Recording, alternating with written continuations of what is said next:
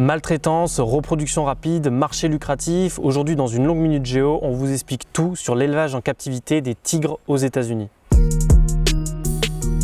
Joseph Allen Maldonado Passage, plus connu sous le nom de Joe Exotic. Difficile d'être passé à côté de ce personnage si vous possédez un compte Netflix. Ancien propriétaire d'un zoo dans l'Oklahoma, l'homme fait l'objet d'une mini-série documentaire à succès nommée Au Royaume des Fauves. Coupe mulet, chemise imprimée, armes, culte de la personnalité, derrière ces personnages hauts en couleur, la série met en lumière une autre Amérique, celle adepte des tigres domestiques. Le constat est effarant, il y a aujourd'hui plus de tigres en captivité aux États-Unis qu'à l'état sauvage dans le monde entier. We believe that there are fewer than 4,000 tigers left in the wild, but in captivity in the United States, it's believed that we have between 5,000 and 10,000. Aux États-Unis, chaque État a ses propres lois sur la question. Par exemple, 4 États n'ont purement et simplement pas de loi sur la détention d'un tigre comme animal de compagnie. C'est le cas du Nevada où il est tout à fait possible d'avoir un tigre dans son jardin sans permis. D'autres États ont des règles plus strictes, mais le plus souvent, une simple licence délivrée par le département de l'agriculture des États-Unis permet non seulement de détenir, mais également d'exposer un tigre en ouvrant son zoo privé. Cette licence coûte seulement entre 30 et 300 $ par an, tout dépend du nombre de tigres que vous possédez. Et les conditions de détention pour l'obtenir sont dérisoires, le tigre devant seulement être capable de se lever et de se retourner dans sa cage. À titre de comparaison, cet animal a besoin d'au moins 650 km² de territoire dans la nature. Toutes ces facilités permettent au Roadside Zoo, ces zoos de bord de route comme celui de Joe Exotic, de continuer à fonctionner en toute légalité. L'organisation Tigers in America estime à plus de 3000 le nombre de ces zoos privés aux États-Unis. La plupart d'entre eux proposent des sessions de cup petting qui permettent au public de caresser et prendre des photos avec des bébés tigres. Mais connaissez-vous les réalités derrière cette pratique? They're typically taken away from their mothers at least within a few days of birth. Sometimes they're taken right after they're born or within a few hours after they're born.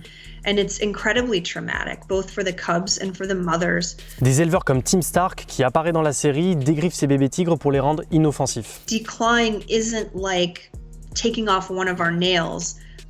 It would be the equivalent of amputating our finger at the last bone. Le cup petting est une attraction extrêmement lucrative pour ces zoos. Dans la série, Joe Exotic affirme que ces bébés tigres peuvent lui rapporter 100 000 $ en à peine 12 semaines. Au-delà de 12 semaines, les tigres sont trop âgés, coûtent plus cher en nourriture et deviennent trop dangereux pour le public.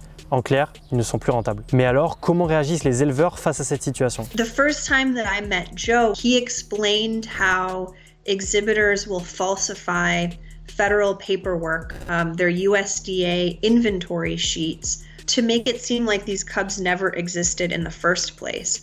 They just won't ever enter these cubs into their inventories.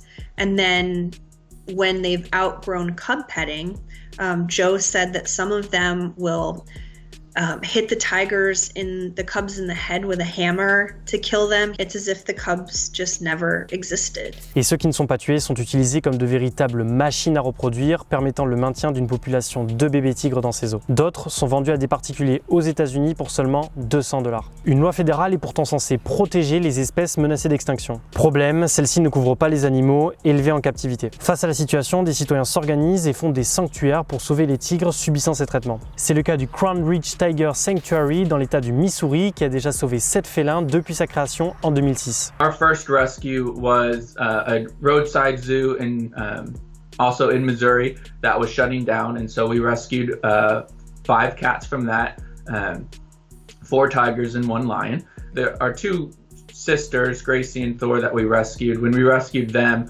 they weren't getting proper vet care. They had been declawed on their front paws, and through proper nutrition, through feeding, through taking care of them, now they're both 17 years old. They're going to turn 18 this year, which for big cats is considered elderly. Typically, they'll only live about 10 to 15 years. Crown Ridge Tiger Sanctuary fait partie des 18 sanctuaires de félins accrédités ou vérifiés aux États-Unis par la Global Federation of Animal Sanctuaries, organisation la plus reconnue et la plus fiable dans le domaine. A true sanctuary isn't breeding the animals, they're not buying animals, they're basically just rescuing animals, and then once that animal gets to that facility, we're providing lifelong care, and we're not going to use them for entertainment or things like that. We're just providing them a safe, healthy home that they can kind of live out the rest of their life in peace. Des sanctuaires pour sauver donc, mais aussi pour éduquer et sensibiliser. So we do guided tours at our facility where we talk about the cats, we teach people, you know, where we got the cats, about their personality, things like that. And then we also have an education center where we talk to people about the Big Cat Public Safety Act, you know, the issues that big cats are facing in captivity, because ultimately our goal is to be shut down. We don't want to have to exist. Aujourd'hui, John Madigan, PETA et d'autres défenseurs des animaux se battent pour l'adoption de la Big Cat Public Safety Act. Cette loi interdirait la possession de grands félins comme animaux de compagnie, leur élevage commercial et leur exposition dans tous les États-Unis. If we're able to get this law passed, we can eliminate the tiger cub petting industry across the United States, which means that we would be eliminating the biggest welfare issue for captive tigers in the United States. Merci à tous d'avoir suivi cette vidéo. N'hésitez pas à nous suivre sur nos autres réseaux sociaux pour plus d'informations sur la faune sauvage.